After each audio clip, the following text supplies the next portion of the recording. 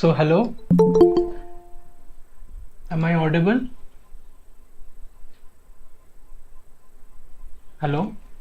Yes, you are audible. Okay, okay. Once you've spoken or you have any question, you unmute and speak, and then you can mute your Good evening. mic. Good evening. This side. Good evening. Hello? Yeah. Can you please, like, do you have any query? Yeah, when you don't have any query, please keep your mics muted. So, and I have shared the YouTube link since if you know anyone who wants to, the YouTube link has not been shared with everyone. So, in case the meeting stops because we have a fixed amount of time in Google Meet, we can continue complete the tutorial session on YouTube itself. So that is streaming over there as well. So let us start.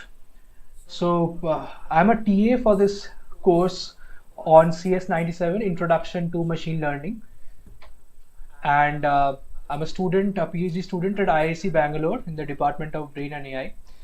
So during this series of tutorials, we'll be taking 8 tutorials. During these tutorials, what I'll be doing is I'll be giving you taught in the class.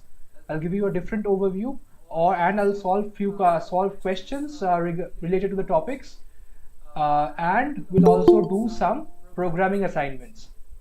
So we'll do some programming tutorials as well, introduce you to Python and basics of Python and how to code in Python, machine learning in Python. So I think somebody's mic is unmuted. If you could please mute. Excuse me, I Yes. received 4 different emails. One for Friday Yeah. 6 to 7, other one for Friday 7 to 8, Yeah, yeah. one for Saturday 4 to 5, and again Monday. So there are the thing is we have 4 TAs for this course.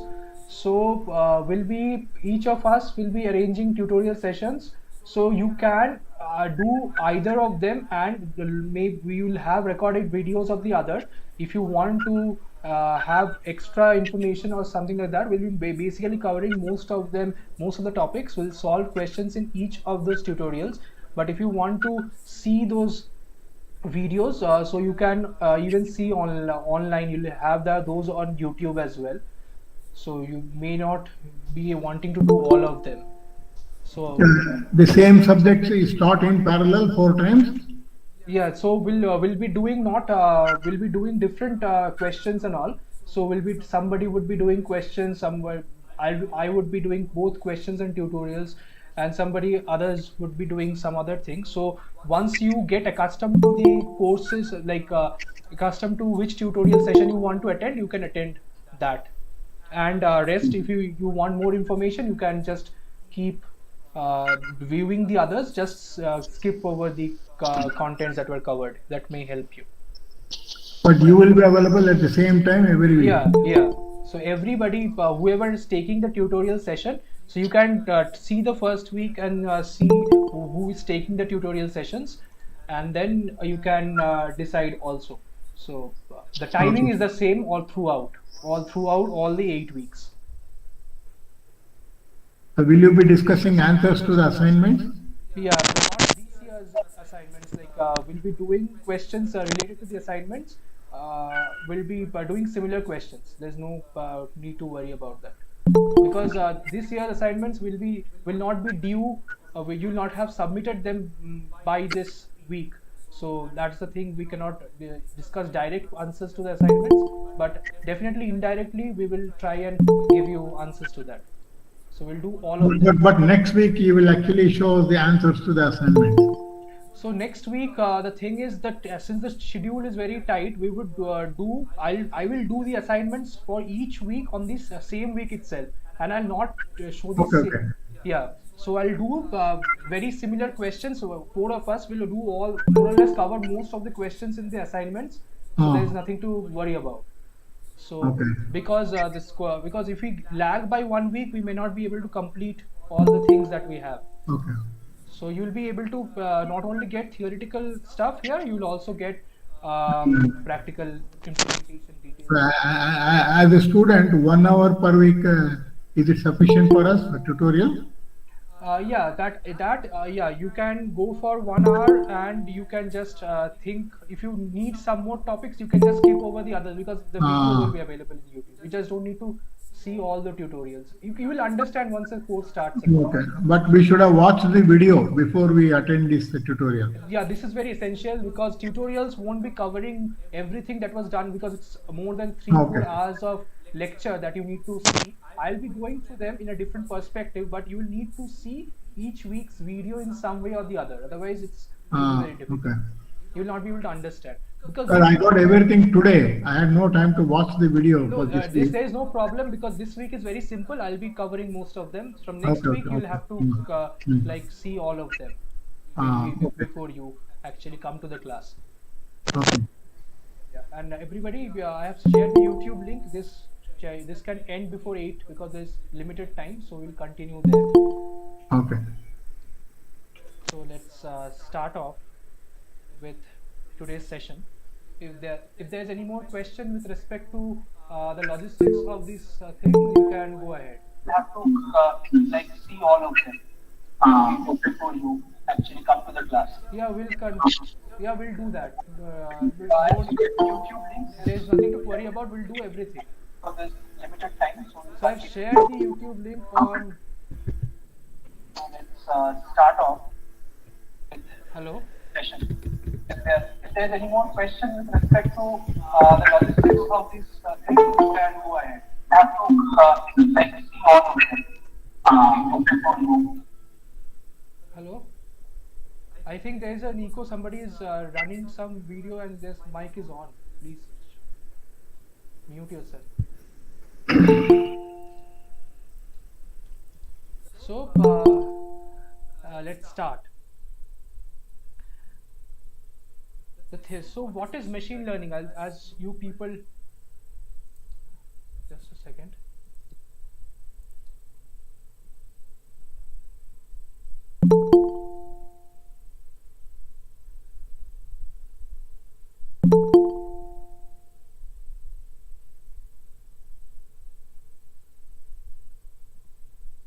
Yeah. So what is machine learning? So the thing is, I've given you the Oxford Dictionary meaning of machine learning here. So I would give you my perspective. So what in traditional AI, what used to happen is, used to be given, you would explicitly write commands for each of the use cases that you had. So for example, a tic-tac-toe game, you would see all the like the permutations and combinations, and do a if-else sort of a program to go through it. But in machine learning, especially, we would use only statistics and linear algebra to go through to do these questions. We would not explicitly code the computer to do a particular task. Instead, what we'll do is, we'll show it, we will rather tell it how to do it. So instead of giving explicit commands of what to do, we'll be giving them a general framework, so that they are able to generalize. So that's what I've written over here. So show the computer how to solve more general problems instead of just a particular case. So we will like relatively small programs, through relatively small codes, will be able to manipulate huge amount of data, which would be impossible by hard coding or going through hard coding stuff in the case of traditional AI algorithms that people have. So let's motivate. So since this is the introductory week, so I'll give a bit of motivation for doing AI. So you can see some cool applications over here. So you can see here the face app, neural face app here that you have. So what it does is, it can do a couple of stuff. It can change your age. So what it does is, it makes you younger, and also change your gender.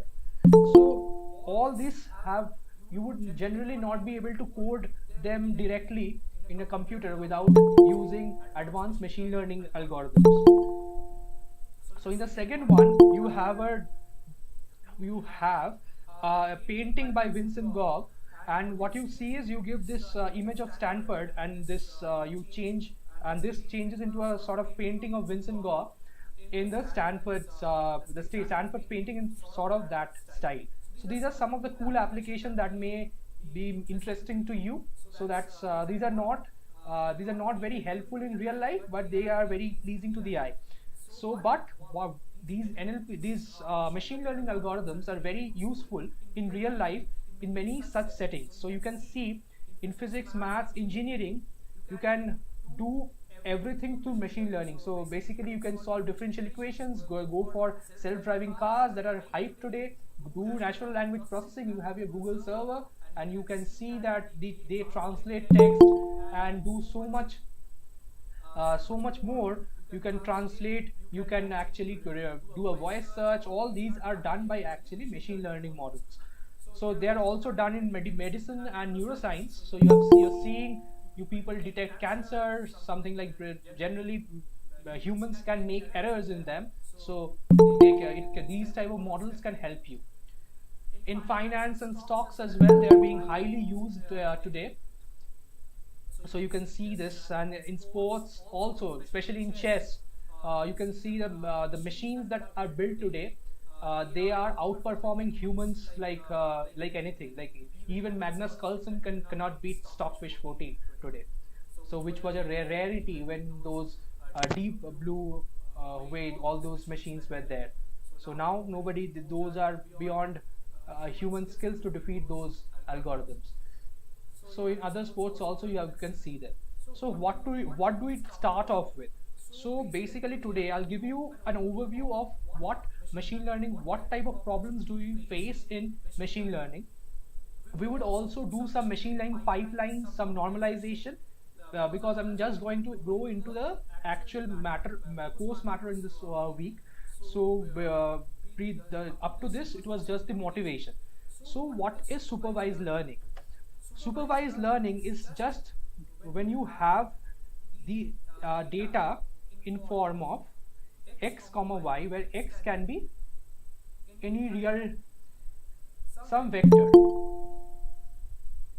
Generally we consider a real number, real vector. We do not consider like in computer, for computational reasons we would we consider a discrete vector of size d, and we would also consider those numbers to be real floating point numbers. And what for the particular task you have labels.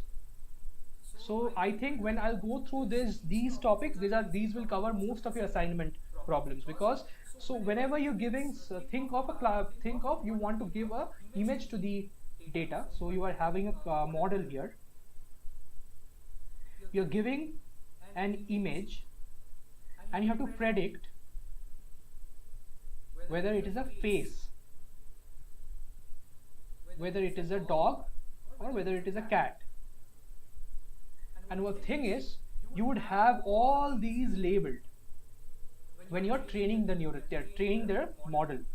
So they are maybe labeled 0, 1, 2, and you train the model accordingly, so that when you actually deploy the model, you give an image there to the model. It can come up with representations, or it can tell you if it is a face or a dog or a cat. So this is supervised learning. So anywhere, if you have any questions, you can write them on the chat or unmute yourself to ask. Now we'll go through unsupervised learning. So what is unsupervised learning? So I'll give you a graphical example. So look at this. Think of, you have data points, or rather I'll give you draw in a single color.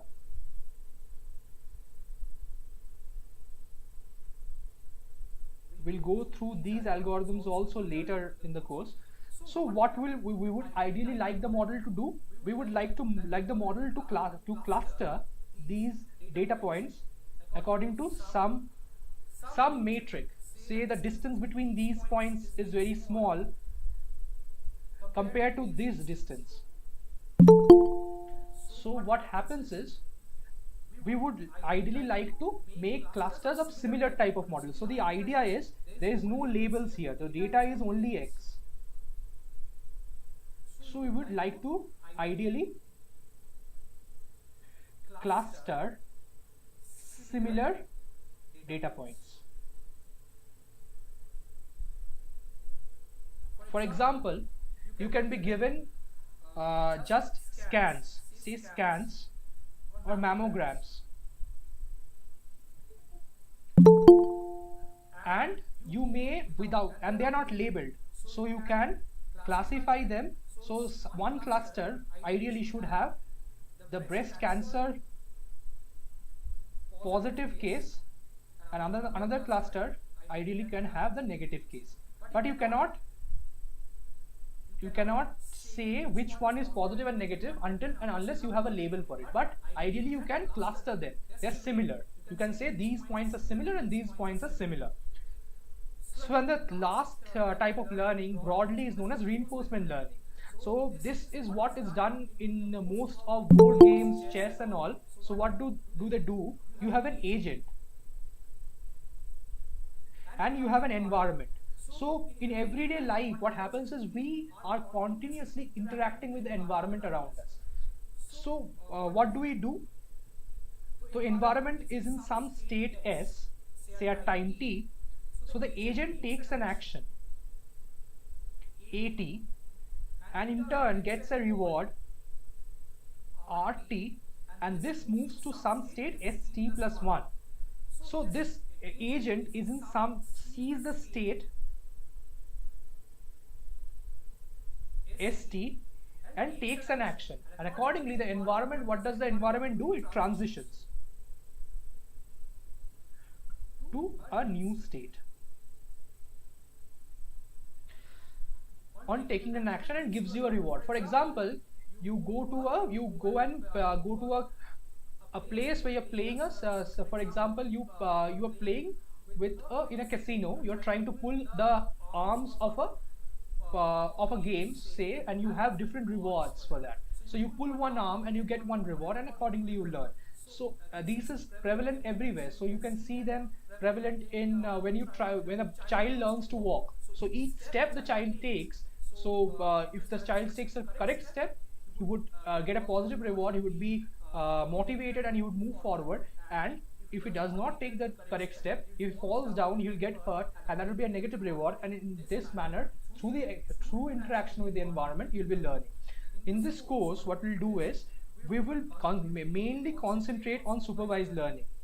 So this is most popular learning algorithm that you see around us. So you label data, you feed it to the machine, and the machine gives you predictions. So it's used everywhere nowadays. And we would also cover a bit of unsupervised learning. But reinforcement learning is not covered in this course.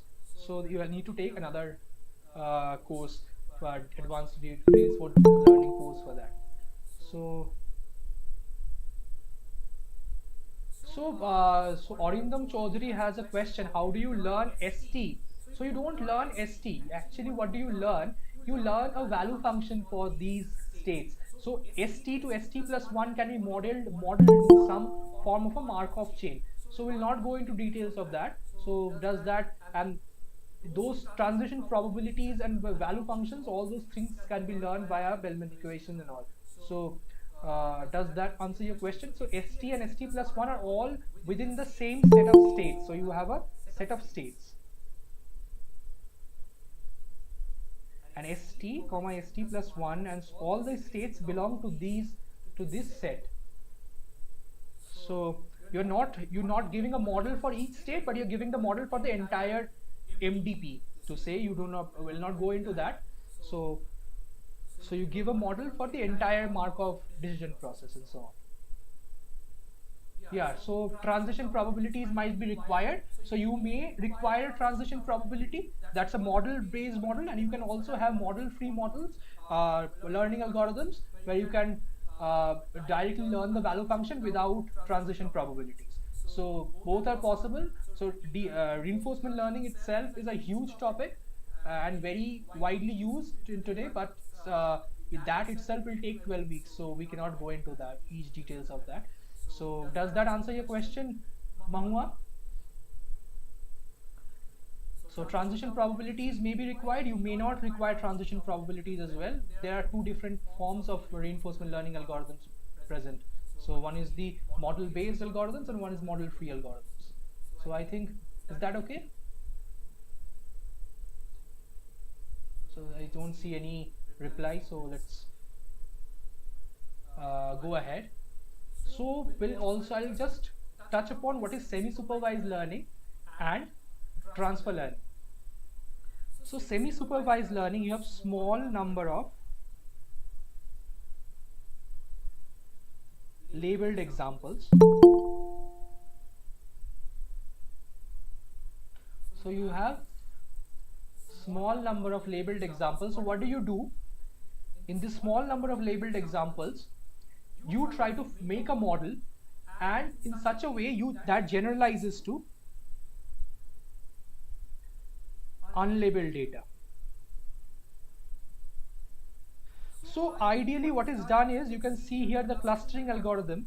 So in the clustering algorithm, you can cluster those points separately and then train a classifier with small number of points in those clusters, and ideally try to learn what these models are saying, what these points are. So that is semi-supervised learning. You are supervising it, but you don't have labels for everything. So you have to do both clustering and you need to do learning, but you need to also show the model how to learn. And in transfer learning also, it's a problem related to a small number of data. So you learn a model on a huge data set, and then you transfer the knowledge to a new domain. This in itself is a very big topic, but this is usually done everywhere, especially in medical imaging. So in medical imaging, the data is very small. So the sparse data, medical imaging, data size is very small. So scans can be of the order of hundreds. And machine learning models, especially deep learning models, what did they do? They need data samples in the orders of thousands and lakhs.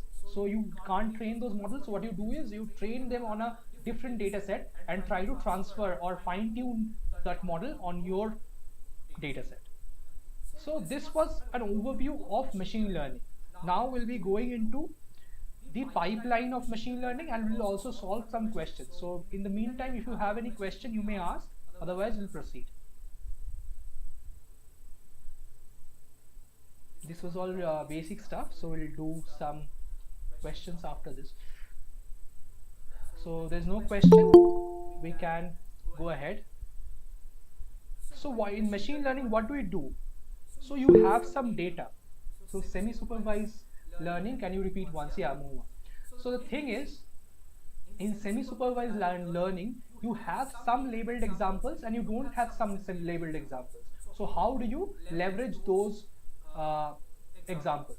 So even those unlabeled examples, how can you leverage them? So you can try to cluster this data first. This is just a naive algorithm suggesting there are many advanced algorithms. You can cluster those data first and then try to learn representations with a few number of data that are sampled. This is also very important in medical images. Say you have 10,000 scans, but the radiologist has scanned only for 40 data set, for 40 points. So the radiologist is a very highly paid job. You don't want to give him 10,000 data points. So what will the radiologist you will do? You will just try to cluster the thing first and use those 40 data points to actually decide which class is what. Does that answer your question, Mohammed? If there is any more doubt, yeah. So let's go ahead. So that next what we would do is, so there is data collection. This is the pipeline typically followed in machine learning. So today we'll be concentrating on feature extraction, like pre-processing. Extraction and all we'll do in the subsequent tutorials. So data collection, you assume that you have the data.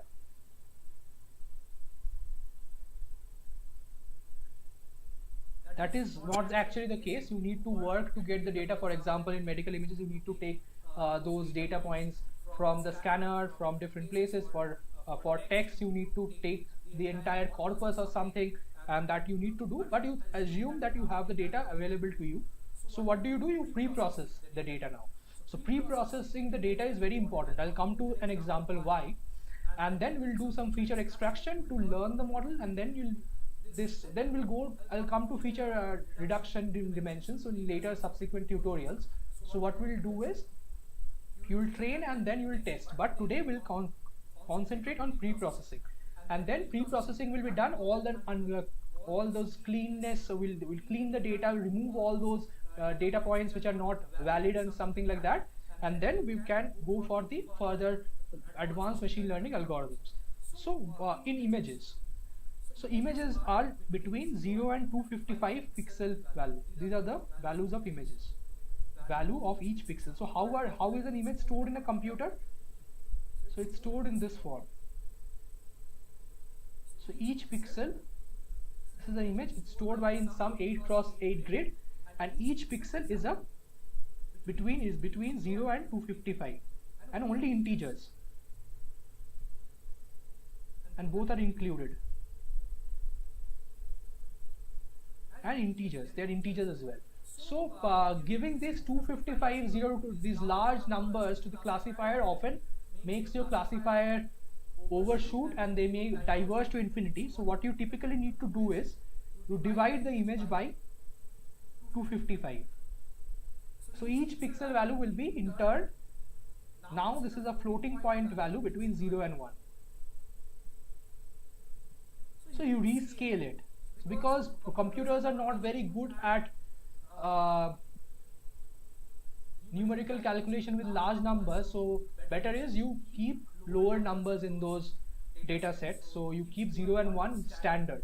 So now we'll go to the more complicated example. So this is a tabular data. So everywhere when you start off with machine learning, you learn how to predict the price of a house. So you can see here there are two features here. So there is square feet and there is number. So we are coming to the real topics of the course. During the tutorial today, along with confusion matrix, gonna cover variance and bias. Yeah, we'll do that. There's nothing to be worried about. We'll do everything. So there are two things here. So you can see this is told you'll try to normalize it into 0 means 1 standard deviation. So what does this mean? You can see the range of this data. So it's between 800 to 2100 is the range, and this is between 1 and 3. So when you give the model these sort of different ranges of data, the model will automatically take into account this. This would be of more importance.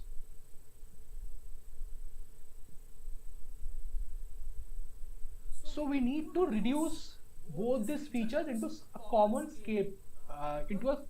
scale, as to say. So that is done widely. You z-score the values.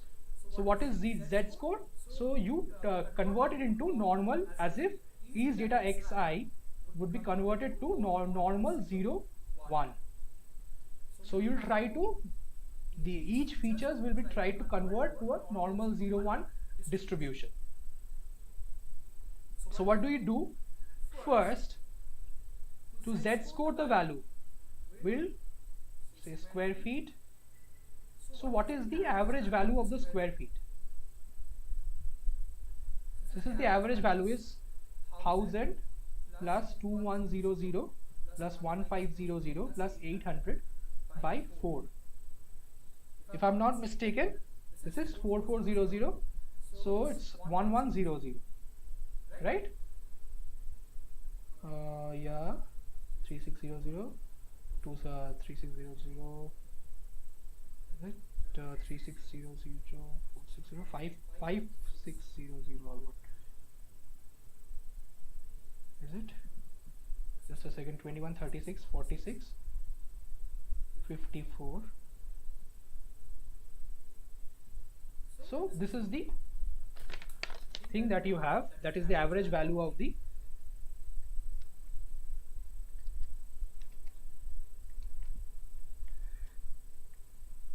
this is around 1350.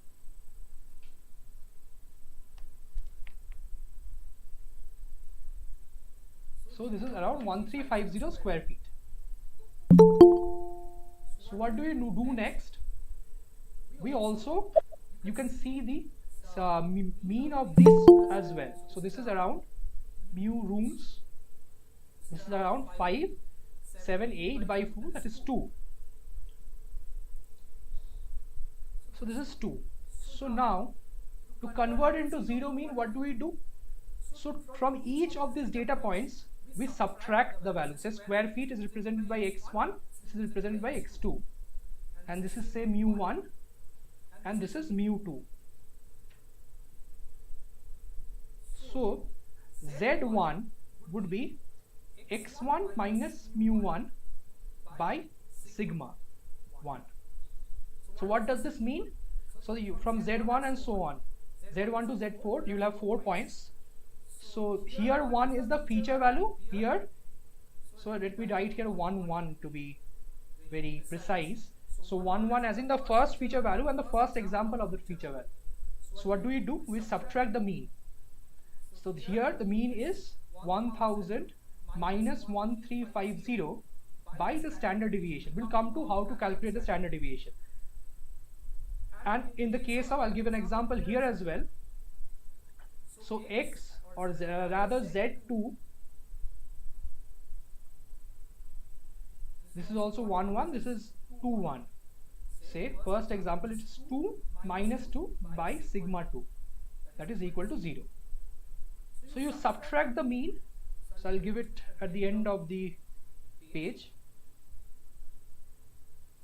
So z is computed as, from x you subtract mean and take divide by the standard deviation. So how do you find the standard deviation?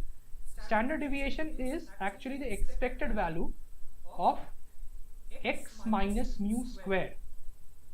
So it's the mean of x minus mu square, and you take the root of that. This is the variance of x, and the root of the variance is the standard deviation. So but this is a data, this sample is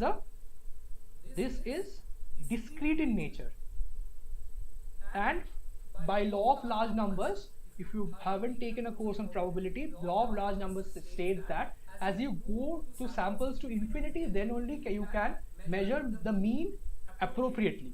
But here the mean is, you are actually taking the sample mean. So this is very important to understand. So people can use 1 by n when you are having a large number of data, but when you don't have large number of data, you need to correct for that because you're taking sample mean here. So what do? Instead of taking, this is ideally what you would have done is summation of xi minus mu square from I equal to 1 to n would have been your standard deviation, right? This is question normalization. So this had been your standard deviation if there are n samples. But what do? Here we are seeing that we don't have the actual mu. This is not the actual mu. We have sample mu. So for sample mu, that can be a sort of an underestimate, so you can think that to be an underestimate of the data. So that you can mathematically show that. I'll not go into that. That takes a class, half a class itself. So you will approximately write this as 1 by n minus 1 I equal to 1 to n xi minus x bar square. Is that clear? So this will be the standard deviation of the feature. So for example, I'll do the standard deviation for the second feature, and then I'll leave the first one for you to solve. So 2 3 2 1. So the mean is 0. So the standard deviation you can see is,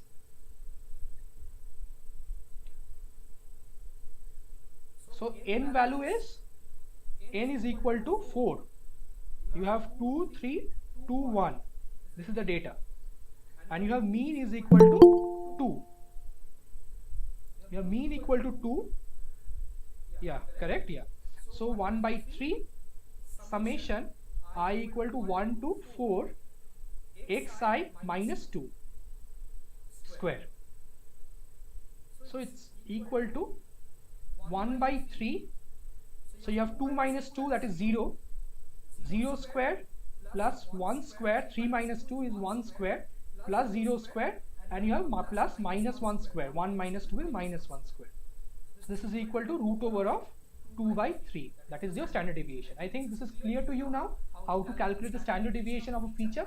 So once you're done with that, each of these points, say for example 3, can be z scored as z of 3 in the second example is equal to 3 minus 2 by root 2 by 3. This is equal to root 3 by 2. So you can calculate it for each of the data points. You will get similar questions in the assignments as well. So you can do that there.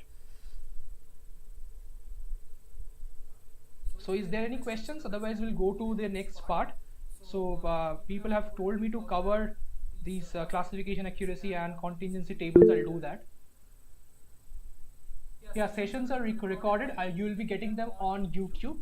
That those will be shared also with you, and it is actually streaming on YouTube presently. So I gave the link once in this. So why I've given the link in case it stops, the meeting stops, because you have limited time in Google Meet, so you can continue there unless we stop. So what do you want the machines to learn? So we know these things. How does the machine learn? I'll not go into these details. It learns from data. I've already told you. And what do you want the machine to learn? We want the machine to learn a model or the hypothesis for the task. So for supervised example,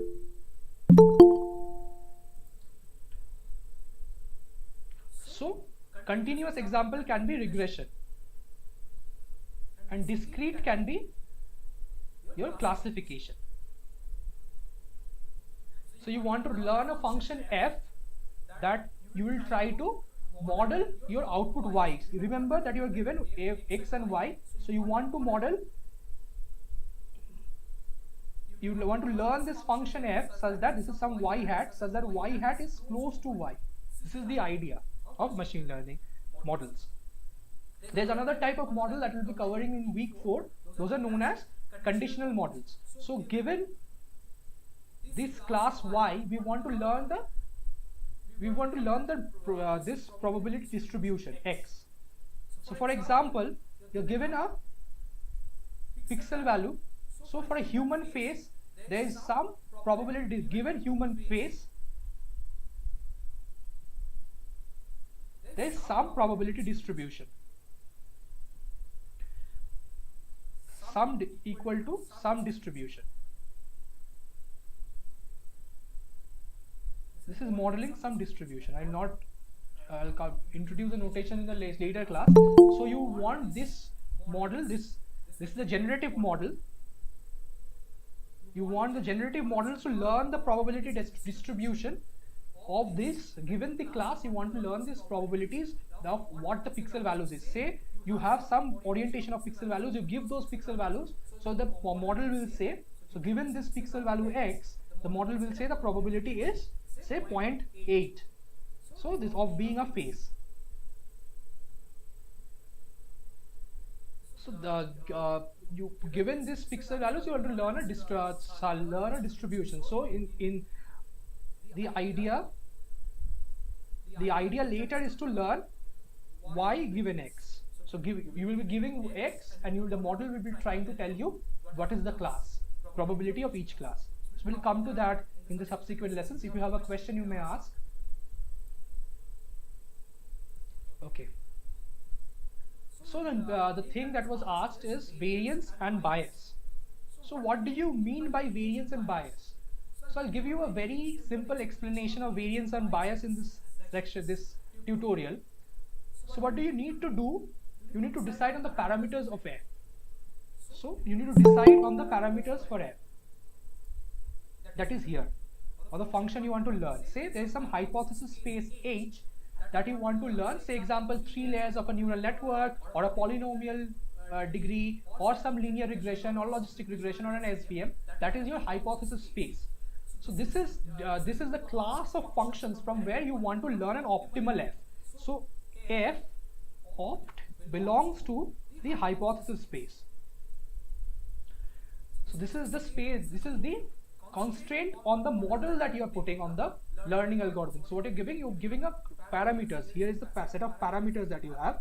So you're giving parameters, architectures, algorithms. This will give you the space within which you can search. You cannot always search in the entire space of all functions in the universe, but you can generally say, so I want to search over all linear functions. So this is the hypothesis space.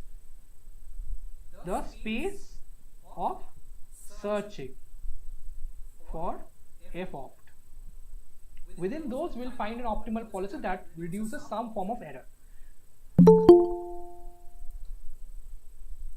So now what we'll do is, there is a further restriction that we can add. I'll come to an example, it will become clear, that is known as a bias.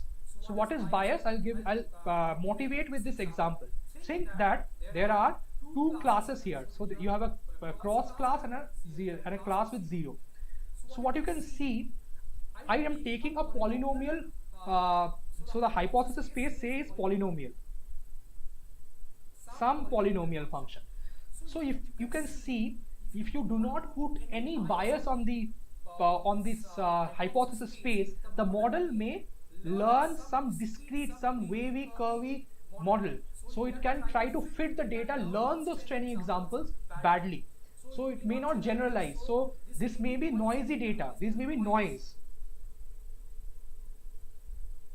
And what the model is trying to do, it will try to learn those noise if you have very low bias. So this is the thing is, you do not put enough constraint on the model. So the model will try to fit each and every parameter it can in order to get its high performance in the training data. So in the test data, it will not get that higher performance. So high bias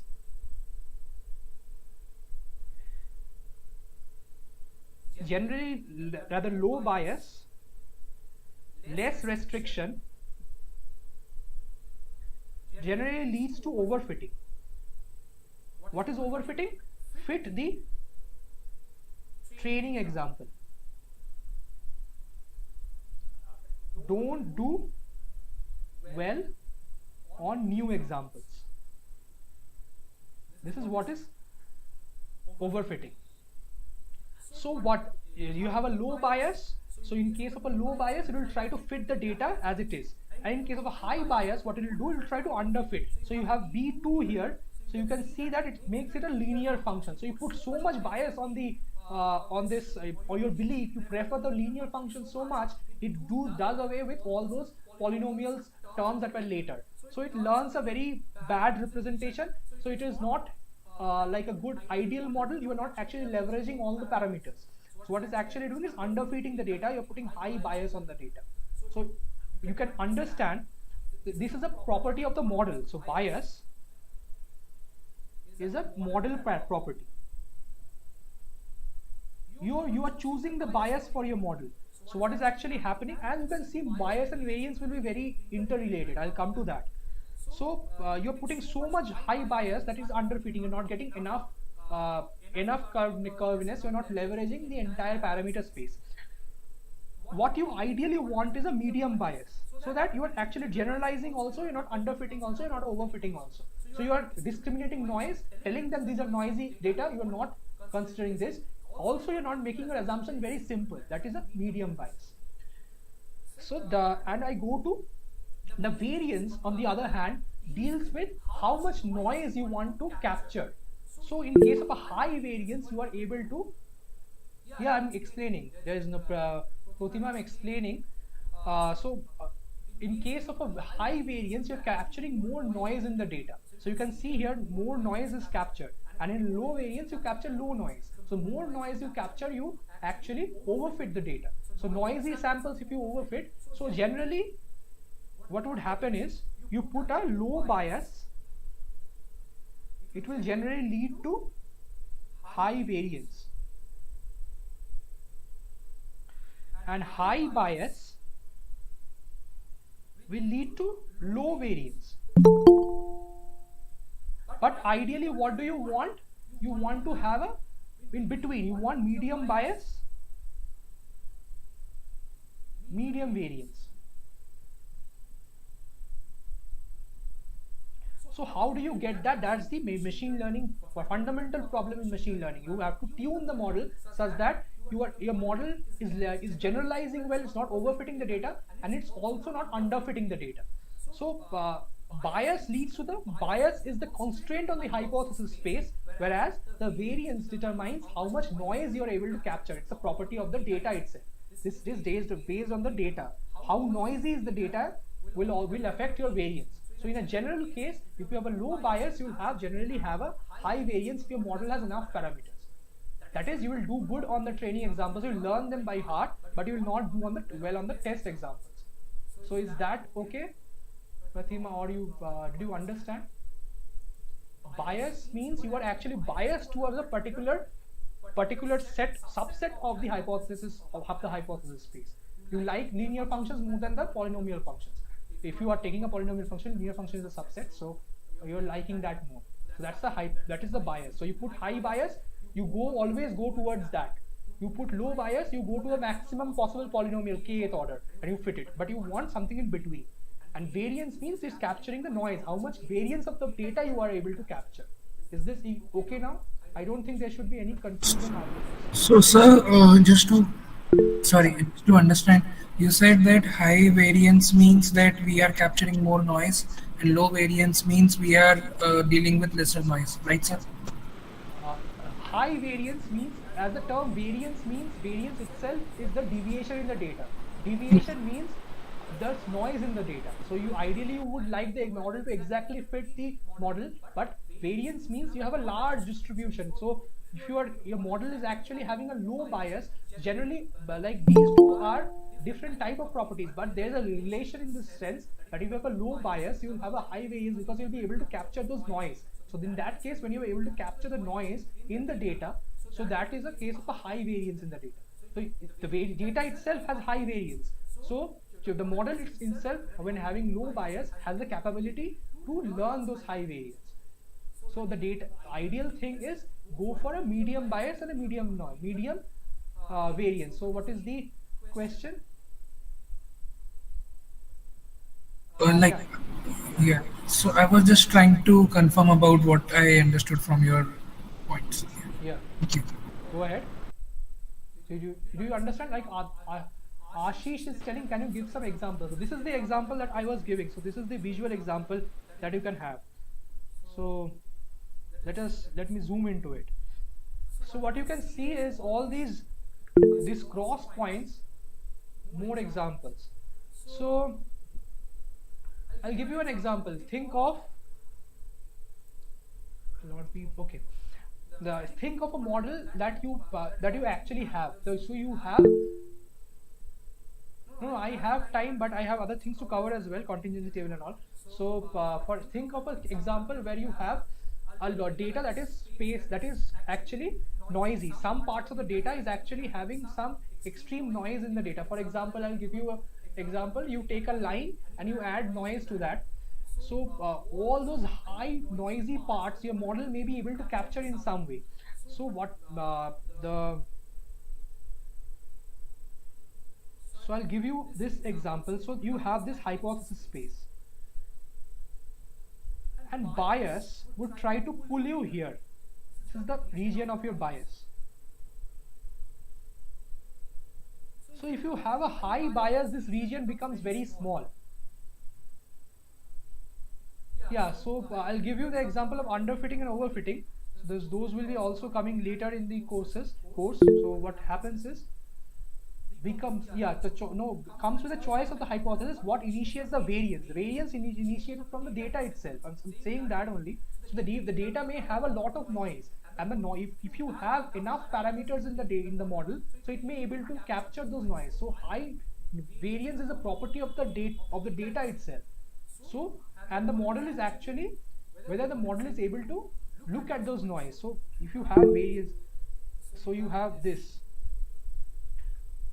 Think this was the y equal to x line, so you have some noise. So this is the variance that you have from y equal to x. So ideally you would like to have y equal to x, but you added some noise to it. So if the variance is high, these points will be away from your y equal to x line. So the higher the variance, you will have these points spaced out more into the space. Is that clear? So the variance is a property of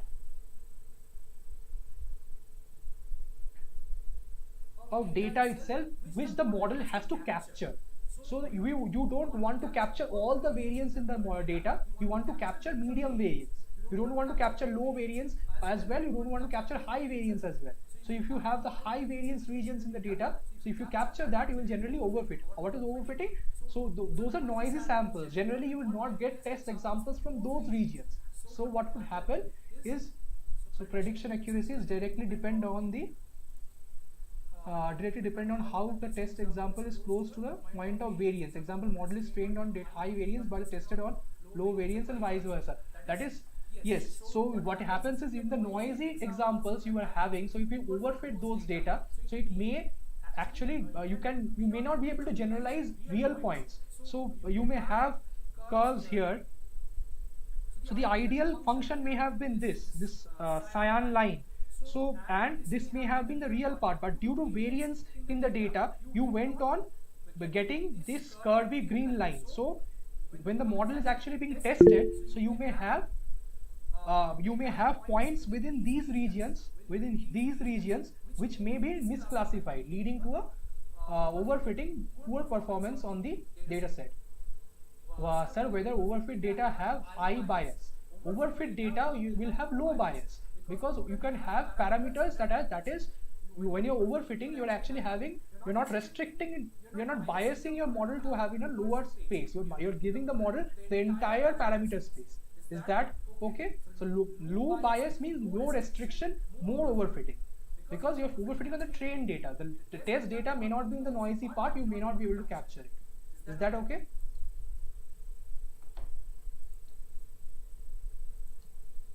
So Jomi, yeah. So let's go ahead in the last part of this. So I'll also do a programming assignment today. So what is in regression? You do a best fit square. So you're given x, y. So you try to learn this f such that fx minus y square equal to 1 to n is minimized. This is your regression problem. We'll go into this in the next course. So what is how you measure the performance of the model. So the classification and the contingency table that people were talking about. This is the contingency table. So in a classification problem, think of a binary classification problem. So this is the actual labels that you have, that is true and false, and these are the predicted labels for true and false. So in case if you have true and you predict true, that's a correct prediction. So that is told as true positive. True positive. What does these words represent? True means correct, and positive means predict yes. So these are the two things you need to understand. So false positive would mean you're giving a wrong prediction and you're telling it is a correct sample. It is a positive sample. Is that clear from the notation? So there are two terms, true or false, and you have positive or negative. So true or false gives you correct or incorrect, and this gives you positive or negative label. So this is, I think, very simple. So how you do actually go for accuracy? So you can clearly see that true for these two are the accurate case, right? So whenever you are actually having you're predicting true and the actual sample was true is correct. When you're predicting false and the actual sample was false is also correct. So here in this case you will have 8 plus 7 by 8 plus 7 plus 2 plus 3 is equal to 15 by 20 as your accuracy. Is that okay? Or 75% accuracy. somebody had asked about the contingency table. If this is clear, please say yes. And then we'll go to precision. What is precision? So sometimes what happens is you may have false positive to be 0. Yeah, it's possible. Why not possible? Like you have a model where you never say you never misclassify an example which is actually true. Whenever you predict true, you actually classify it correctly. That is case when you have false positive equal to 0. I'll come to it. Think of a case where you're doing a cancer detection. So in this case, whenever you're telling a person has cancer, you must be absolutely sure in one side, and you must, whenever you're saying a person does not have cancer, that also you must be absolutely sure. So precision and recall takes into account all these things. So second row mentioned both are false negatives. No, this is sorry. So actual is false. Sorry. Good that you pointed out. So what did you predict here? Predicted is false.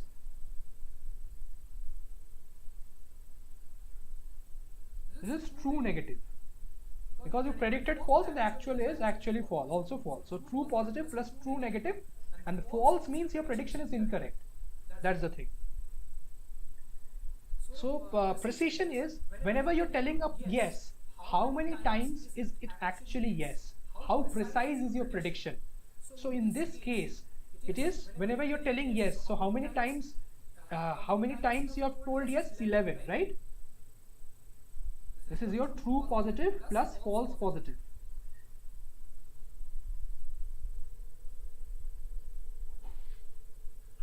And out of that, how many times was actually yes? It was 8 times. So this is defined as precision.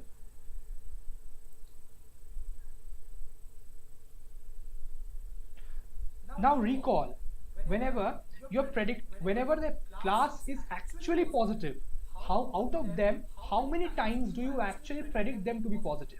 So this column you will be of your interest. So this column is actually positive and you predicted 8 times. So 8 by 10 will be your recall. And F1 score is there to mix your precision and recall as 2P R by P plus R. Is that okay? Who was asking, like, if you have questions in the classification, recall, precision thing, so I'll go over it again. Otherwise, I'll go to the last thing, that is a programming assignment as an exercise that we have done to introduce you to a new naive classifier. So in case this meeting stops, you can continue on YouTube. In this function to be minimized regression, why do you take square? So we'll come to that. It's very simple because square is a good function. It's a convex function. This will help you to minimize the error. Does that answer your question? That has a unique optimal solution, and also it's easy to optimize. Does that answer your question? And I think contingency table is clear. You can solve the questions in the assignments. So I'll show you a naive classifier today. So what is the naive classifier dealing with? So say you have some negative examples and some positive examples. Whenever you collapse this into a mean, and what do you do when you collapse it into a mean? Whenever the distance to the mean of your new example is smaller, you classify it to that class. So this is a simple example. So I'll solve this question. In case the meeting stops, please go to the live tutorial on YouTube. You can ask questions there as well. I'll take 5 or 10 more minutes here. So you can see the decision boundary over here. So D positive and D negative. So if mean is closer to mean of a class, predict that.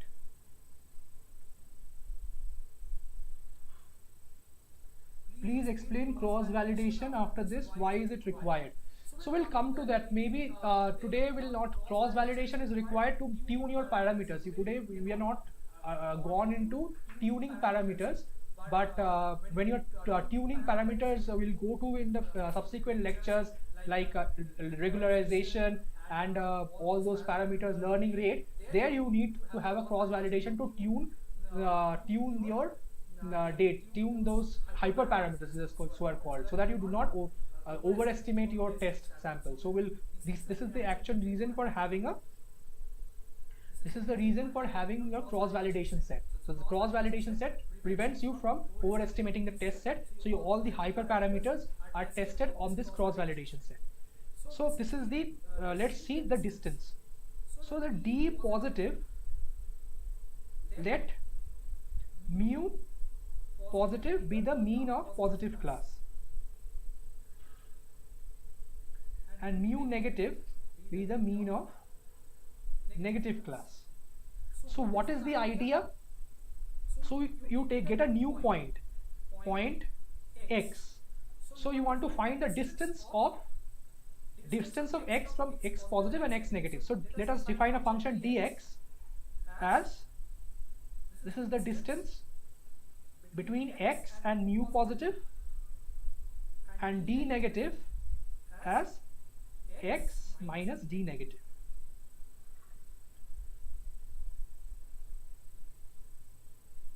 So what is the decision rule? Decision rule says that if d positive is greater than d negative, predict negative. So it is closer to the negative class, so you predict this. So we can do one thing, we can define a d operator or the decision function as d positive minus d negative, and if d of x is greater than 0, predict negative, else predict positive. So what will be d of x? This is equal to x minus mu positive square minus x minus mu negative square, right? So what does this mean? So you can go to this. So you can, I'll give you an example of bias and mean here as well. So who had asked for more example, you can see this.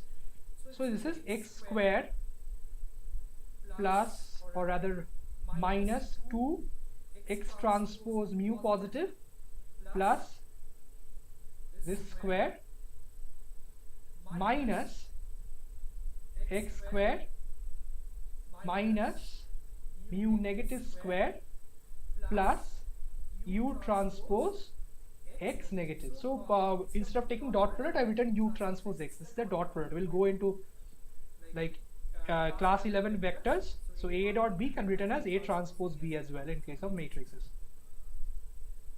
So these two cancel out. So you get 2 times mu transpose, negative. So mu negative minus mu positive transpose x plus mu plus square minus mu minus square. So this is your decision rule. So once you get this mu vectors, you can easily find this decision rule given x. So if it is greater than 0, you predict negative, less than 0, you predict positive. So you can see here, what is the hypothesis space? This is a linear function, right? It's y is equal to mx plus c. Is this form, so it's linear. And bias is making you come to this small set of linear functions,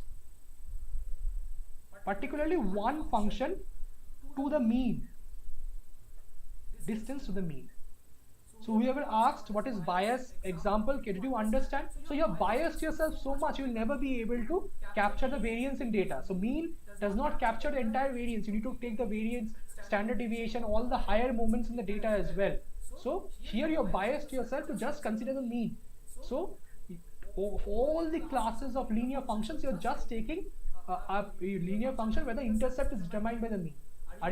Did you understand? Did you get this as a new example of mean and bias? Who had asked, sir, whether you can give a more example? I think somebody had asked if you can give us more examples. So this is the example where you see that. So I've also motivated in this case a decision boundary that is actually helping you to come up with this decision boundary. This is a sort of a classifier. So today only you have learned a new classifier that helps you to predict a positive and a negative. So this is a naive algorithm. We'll go to advanced algorithm next class. So let us code this in Python. So I'll share my Jupyter notebook. So share.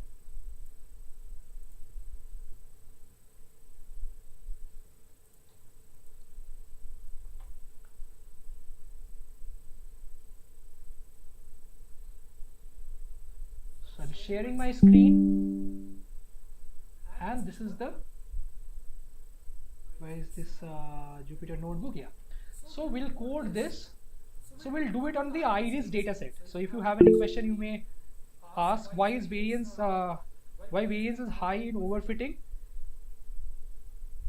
I'll come to that. I'll tell you.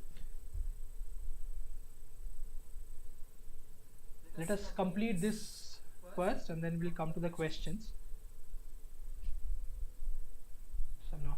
Okay. So we'll be doing majority of the programming on NumPy. We'll not be using any packages or as sort. So we'll be using just matrix operations to clear your basics. So instead of using sklearn and all, we will just do the basics with basic computation and basic programming. We'll not go into trying to code them easily with packages. So your basics needs to be clear. So NumPy is for your it is used for matrix operations. So let's start. So you can see I'm importing an iris dataset. So what is an iris dataset? The iris dataset. So I'll keep this handy as well in case we need this.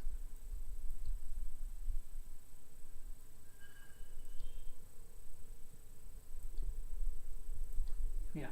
So the iris dataset, I am actually importing here. So there are feature names, and I'm just showing you these feature names here. So you can see sepal length, petal length, width, and length of the petals I'm going to take. To visualize it in 2D, I'll just take two features here, petal length and petal width. So this is your X and this is your Y. So X, I'll take the data, I'll just take the petal length and the petal width and store it into X. And I want to learn a function so that I am able to predict whether this is Virginica or any other of the two classes, that is Setosa or versicolor. So what do? We take this out. So you can see, I'll just try to plot. I'll just give you an overview of how, not plot, print X. How does X look like? You can see it's a vector. This each row is a training example, and each column represents a feature vector. And Y will be, so Y is, you can see, these are 0 and 1. So 0 represent the other class, Setosa or versicolor, and 1 is the class for this Virginica. So what do? So I'll store Virginica separately and others separately. Y equal to 0 and Y equal to 1. We'll separate them. It will be a Boolean function that will say which is this will store the positive examples, this will store the negative examples. So I'll calculate the mean. So mean will be calculated by collapsing across this first axis, right? So you have two axes. So axis 1 is your rows. So when you collapse across rows,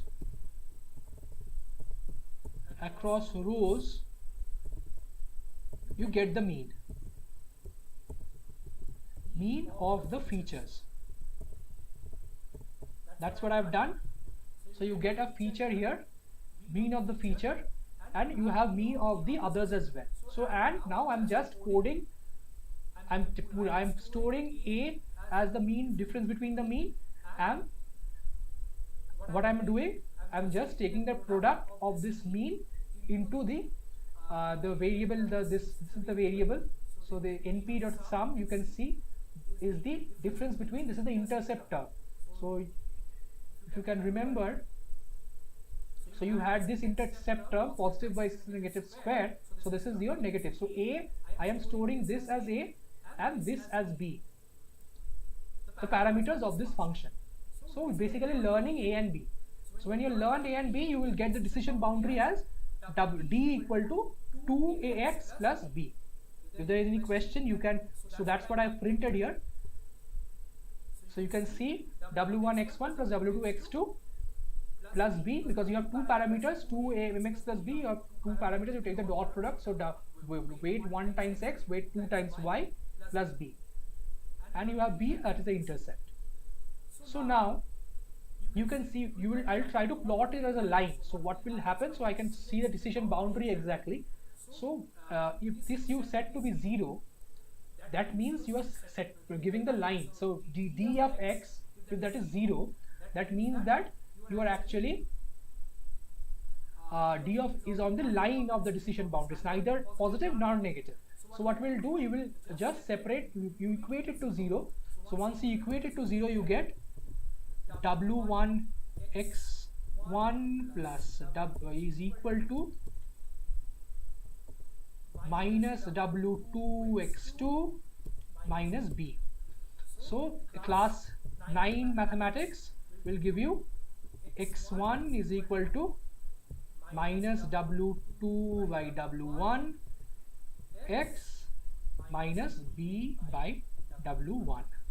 So that's what I've done. The intercept is given by minus a by a1. So a has both these values. 0 is 0th location, you have the w1. I have done the opposite. So you have, I'm plotting w2 as a function of w1. Here I've done the opposite.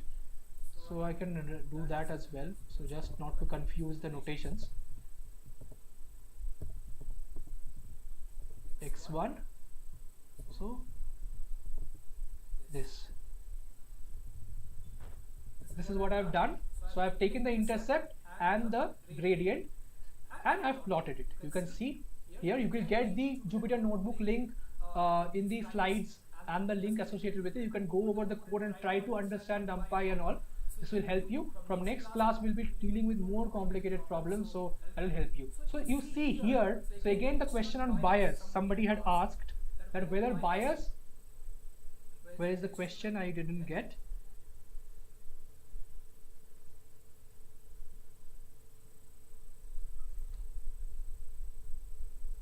So you can see there's a lot of misclassification in the blue example because you have biased yourself. This is underfitting your data. So this is not being able to capture the variance in the data, and it's actually underfitting because of your high bias.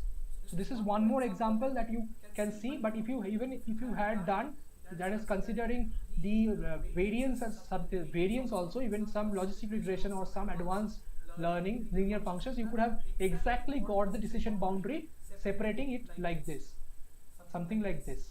So here you have biased yourself in such a way that you're not learning the actual reason for it. So where is the question? I'm not getting. So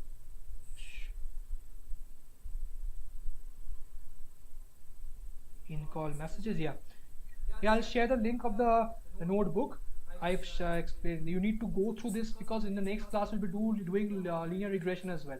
So why variance is high in overfitting, even though bias is low and all points are fitted well. So even if you have, see, they are sort of separable, but they are, like in the general problem, they are mixed together. So here you see the variance that the model is able to capture is not high. It's the very low variance the model is able to capture here. So if the bias itself is okay, bias is low and the model is well fitted, you can have points from that are on the extreme that you need to capture a little bit of the variance in the data. That would, you actually, here you are actually getting the mean. So the mean, the variance and all the other parameters are also required. So the variance, if in the data itself that you trained on, it did not have enough variance, so what would happen is you would not capture the entire statistics of the data set. So you would easily learn. So I'll stop sharing from here and I'll show it in this I'll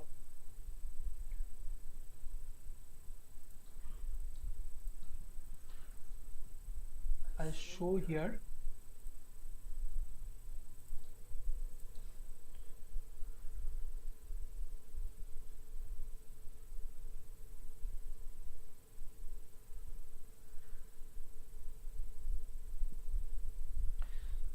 So you can see here, so if the points fell like this,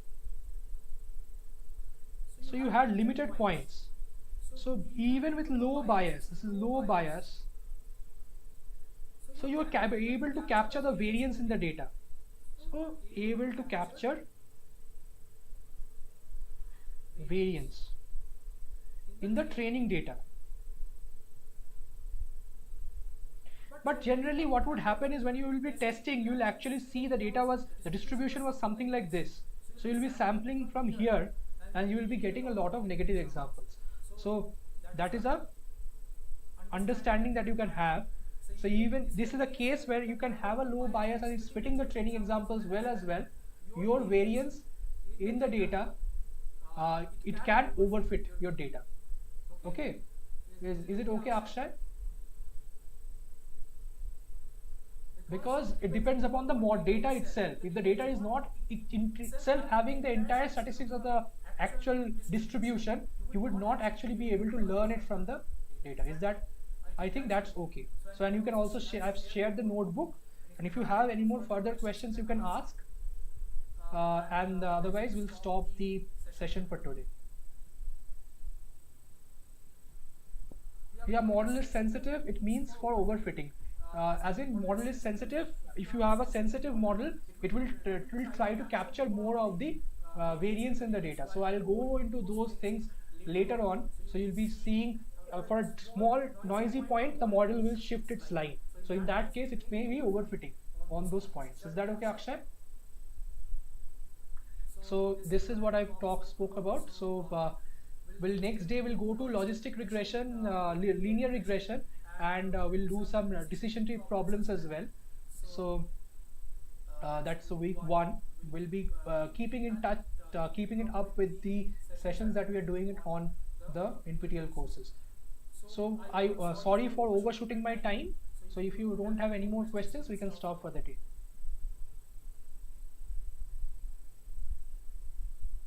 So, and see you again at 7 p.m. next Friday. Hope you enjoyed today's class. Thank you.